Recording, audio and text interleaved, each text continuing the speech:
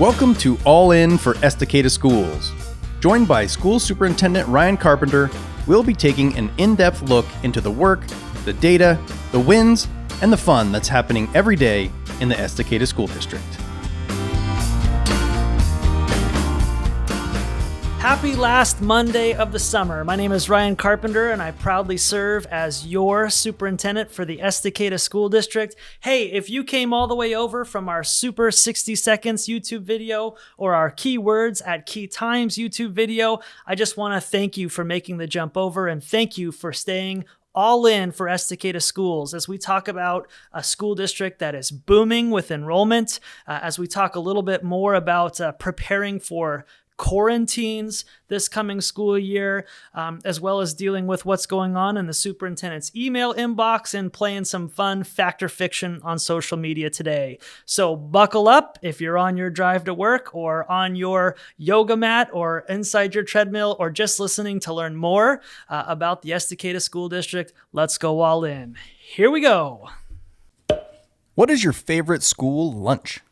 We all remember those great school lunches. I get the opportunity each and every single year to just travel around each school building and enjoy some of the great meals that are prepared by some of the best nutrition service experts that I know of. I'm so proud of our lunch team and our meal team. They've done such a great job both in the pandemic and even before then. So my favorite meal in our school cafeterias is called tater tot casserole. There's just something special about that melted cheese and the sauce that they put onto that. Tater tot casserole is just amazing. Anytime tater tot casserole is served at any one of our schools, it just ironically seems to be a school I have a meeting at that day. And so thankful for that tater tot casserole. But you just can't go wrong with the mashed potatoes and gravy at any cafeteria. So I love the mashed potatoes, but I really love the tater tot casseroles, and I really love our team who makes that with love. As you listen to this, what's your favorite meal that is served in your old time cafeteria? I'm sure you all had a favorite back in the day.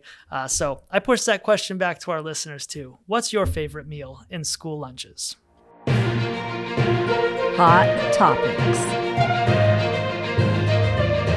So in our Hot Topics this week, we just can't avoid the boom that's occurring inside the Estacada School District. And I'm excited to dig a little deeper with you just to talk about how significant the growth is inside our schools. And I'm just so happy to see our parents pouring in and having faith and trusting our school districts and allowing their children to return. We have so many new families moving into our school district, and we're just so excited to welcome them as they get immersed into our culture, our great culture that we're working so hard to just make this school district a best-in-class place for students to learn, for our teachers to teach, our employees to work, and our parents to send their kids to school. So at the end of the day, I'm very excited about the conversation we're about ready to have together, but it also comes with its significant challenges. So let me break down the numbers for you just really quickly. Today, the Estacada School District has 1,920 students registered to come to the first day of school. I've been in this school district now for 12 years. That is the largest student population that I've had the opportunity to be a part of in my 12 years in this school district. That's phenomenal. When we ended school last year, we ended with 1,747 kids. So from the end of the school year last year to the beginning of the school year this year, the Estacada School District overall is up 173 kids, or overall 9% enrollment growth. This is absolutely phenomenal. So you might ask, where is this growth occurring? Well, interestingly enough, our high school has 70 more kids in it this year to start than last year. And Clackamas River Elementary School is also up 40 more kids this year than it was last year. And we've been talking this entire time about the big boom that's occurring at River Mill Elementary. And of course, as our elementary schools get bigger, then so will naturally our middle schools as they continue to graduate classes upward through our system. So huge volumes of kids coming into our school district. We're so excited about that. We know that some families are still wavering and or making their decisions based on their own personal, political, moral, religious beliefs on masks and vaccines and safety and protocols and other things. And as they consider, taking their kids out of the Estacada school district and potentially looking or seeking for alternative ones, I think it's also important to know, as you hear about those families chit-chatting and talking and Facebooking and Twittering about these different schools that more align to their values, just know that even without those families, our school district is on fire and continues to enroll more students into it. And so everyone is welcome. We're excited about this boom. We're so proud that families are choosing to send their children to our school district, and we aim to just thrive in that process. We're ready for your kids. Our protocols are ready to go, and I just could not be more excited about this year. I think this is the year the Estacada School District just takes off and accelerates as we become or try to become one of the premier school districts in the state of Oregon. So if you made the decision to send your child to Estacada School District this year, buckle up. I'm so excited for you to join us on this great rise. Thanks for being a part of our team. So because of this big boom, it also requires the school district to make adjustments and changes to make sure that we're meeting the needs of each and every single child who walks inside our doors. Because of this great gain in enrollment, I have authorized the emergency hiring of 5 additional classroom teachers to our school district. 2 teachers are going to be hired at Clackamas River Elementary School to help in 1st and 3rd grade. As those are 2 areas that are a little bit overcrowded right now with this enrollment growth. I've also authorized the hiring of 1 additional high school teacher. This teacher will be placed in the English Language Arts department, which will allow us to keep our class sizes down. It's so critical that we as a school district, even as we grow and experience growing pains, it's always been our commitment to keep our class sizes down. At Estacada High School and Estacada Middle School, we staff on a ratio of 1 teacher per 30 students. And at the elementary schools, we staff on a ratio of 1 teacher per 25 students. And over the course of the last 4 years, or at least during my tenure as your superintendent, that is a number that we've held firm to. And so we want to make sure that as our enrollment grows, we're also adding teachers to support that growth so that we can keep our class sizes down and so we can keep building those strong, great small town relationships that we've all come accustomed to loving in the great community of Estacada. And so even as these things grow, you can count on us to increase the staffing levels to keep those class sizes down. Now, for some people, 1 teacher to 30 or 1 teacher to 25 kids, that still might potentially sound like a lot. But let's talk about that in comparison with other school districts. We know that the North Clackamas School District, as they are also a growing community, typically has a 35 to 40 student classroom inside their high schools, and elementary schools are about 30 to 35. The Estacada School District is actually one of the lowest class size school districts inside our county and in the Portland metro area. And it continues to be our emphasis to focus on that and prioritize that. Because like I said before, we also believe as much as learning grade level standards is important, so are relationships. And so we're going to continue to make that commitment that as the Estacada School District grows, so will its adult workforce in order to support the needs of each child and build on those great relationships that we're trying to establish here in our great school district. It's also important to note as we think about and talk about this growth, what's happening structurally as we prepare for this growth. So we've been telling you now for a little over 12 months that River Mill Elementary School is already at capacity. There is no more places inside this building for us to create new classrooms or place teachers in to keep our class sizes down. And so we've authorized the purchase. Our great school board team has authorized the purchase of 2 new portable classrooms. One of them has already been refurbished and moved at River Mill Elementary School. So I encourage you to drive down to the front of River Mill and you'll see a remodeled, completely refurbished portable that used to be at the high school and is now moved to River Mill Elementary School.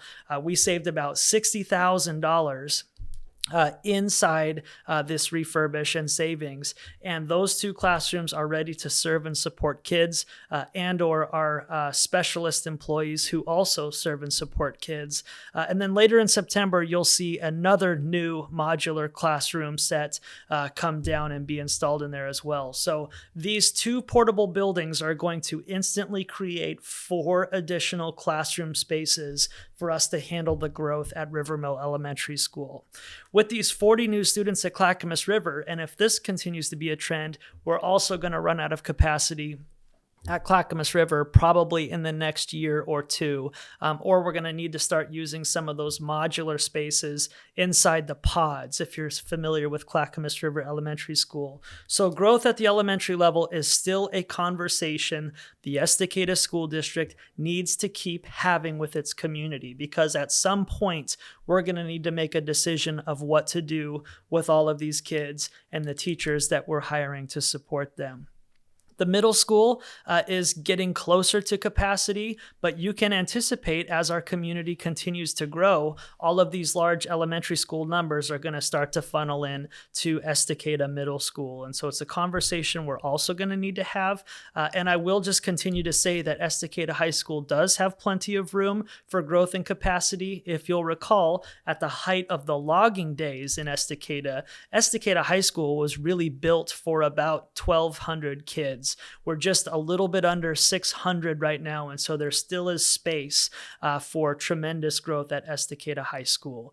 And so we're less concerned about capacity at the high school. We are getting concerned about the capacity at Estacada Middle School, and I am very concerned about the capacity at River Mill Elementary and Clackamas River Elementary. So gear up for more conversations about this. If you want to be a part of that conversation, please reach out to our building leaders and or our communications team, because this is a conversation we're going to continue to have, and we definitely want to collect your voice as we make big decisions on what the future of Estacada schools looks like. So growth continues to be a tremendous impact.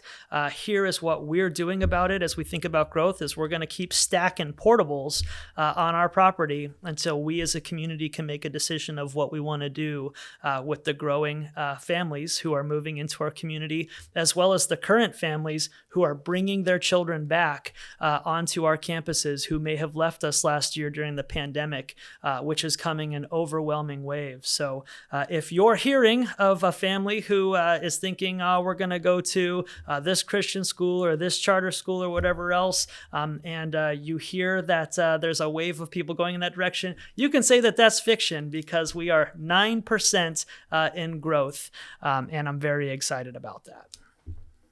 The other hot topic I need to talk with our all-in podcasters about today is a deeper dive into the quarantining process. There is going to be times this year where quarantining is going to take place. I'm hoping that at least we can get our school year started and get into the flow before we have to go through the process. But we all need to be prepared on day 1, 2, 3, or in our first couple weeks of school of potentially having to send kids home through the quarantining process. This is a conversation that we, the school district, need to start having more frequently with our families. But I'm having this conversation with you, those who are listening today, to make sure that your family is already in the process of making that quarantine plan. Remember, even though we're wearing face masks and even though we're requiring employees to be vaccinated, there are still going to be times where there's going to be exposure inside the school district of the COVID-19 virus. And so the protocols around that have not changed. And so any child who is within 3 feet of that direct exposure for 15 minutes or longer is going to need to be required to quarantine if they are not vaccinated. And so that quarantine process right now is a 10-day mandatory quarantine process. And so, families, as you think about this process, what are going to be your 10-day plans? The school district is going to provide comprehensive distance learning or distance learning for your child. So we will continue to take care of the educational things for your child, but your child is going to have to access that learning not on school campus. And so I'm telling you this because I know so many families are returning back to work and returning back to their normal routines pre-COVID.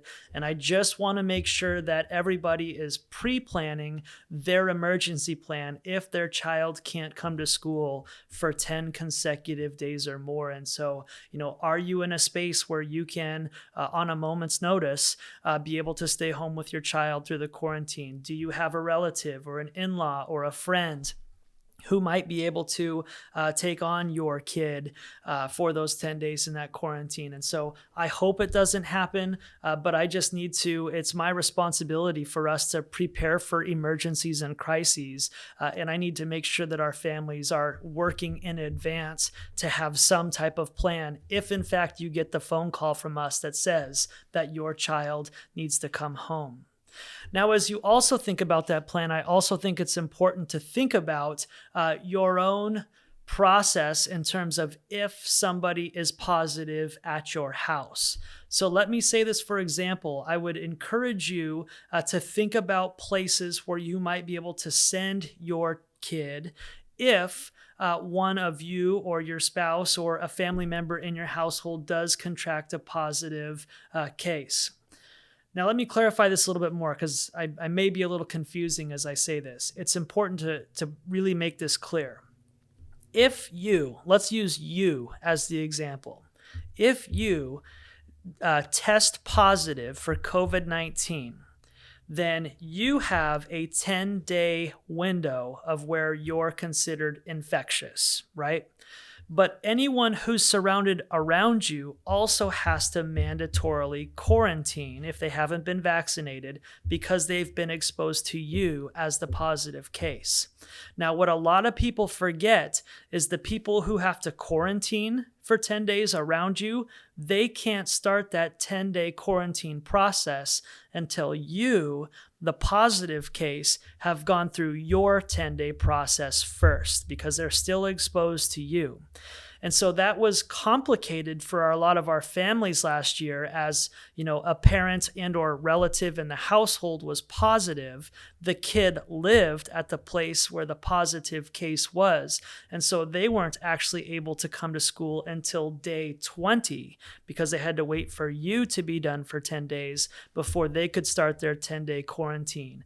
And so as you think about the emergency quarantining process or plans, if you or someone else in your household is positive and you want to get your child back in school or back on the athletic team or back into some of the things that they love and we love as we return back to normal in our school district, it's important that you may want to consider as you get positive, sending your child to a relative or a friend or some type of emergency contact who preferably is vaccinated and has less of a chance of becoming infected, which should ultimately allow your child to start the 10-day process sooner in that case. Again, I'm not saying this is what you should do. I'm not giving any advice of any nature. All I'm saying is I'm asking families, as we talk about the quarantining process more frequently before school starts, make sure that you have a plan so that you're not surprised or caught off guard as the district has to make its mandatory responses when children are exposed to the COVID-19 virus. So I hope this helps. It's just more of a conversation about what are you going to do as you plan and prepare as we open up our doors to all kids inside the Estacada School District. So those are the hot topics. I'm excited to talk about the growing population inside our school district. And it's also time for us to talk about how are we going to quarantine when we need to do that. Because it's not going to be if, folks, it's going to be when we get to that spot as the Delta variant comes through our community. So let's all be prepared together so that we can work together and maximize our great experience this year. Hot topics, there you go. What's in Ryan's inbox? So in my email inbox this week, I received 886 emails from 404 different people. That averaged 177 emails a day, and my response time was 14 hours and 35 minutes for my response to you. Want to continue to thank all of the people who are choosing to communicate with their superintendent, and I really have appreciated the conversations, both good, bad, positive, sad, angry, all of the emotions that we've dealt with and experienced together. It's been a pleasure to work with you through all of them, and I hope that you'll continue to communicate with your school district. The number one theme of my inbox this week was more internal than it was external, as we, the school district, worked with our great school district employees as we navigated the governor's new mandate on requiring vaccination for all employees, volunteers, and people who work directly with children. At this point, I'm going to keep that work that we're doing internal as we continue to work with our great employees. I just do want you to know that we're working very close with our employees. We care very deeply about their choice and how we can continue to protect them as employees as they think about the very important choices that they make for their body and as they think about their future as well. And so at this point, we have pretty clear expectations of how the school district can work with our employees through different channels and opportunities.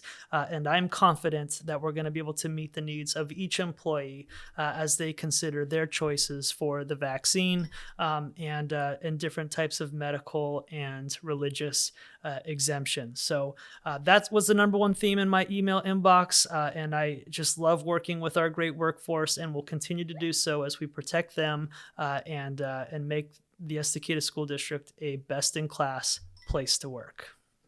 Thank you so much for tuning into this week's All In for Estacada Schools podcast. It's hard to believe, but next week we welcome your children back starting on Wednesday, and we're so excited for that opportunity to do so. We've been preparing all summer long.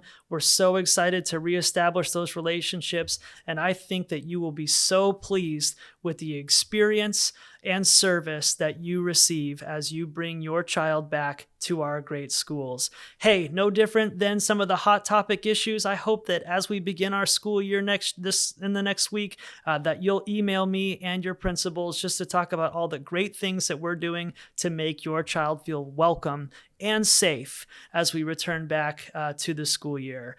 There's a lot going on, but the thing I'm most excited about is the big enrollment boom that we're starting with this year. I've been saying every single week in this podcast, this couldn't be a better time to have your child inside the Estacada School District. The numbers are indicating that this is, in fact, the best time to be raising your child inside the Estacada School District. So thanks for being all in. I just look forward to building this communication relationship with all of you as we come into the school year. Tell your friends about this podcast, and let's make this school district better together. This is the year we jump off the map. Come along with me and let's do it together. Fire up.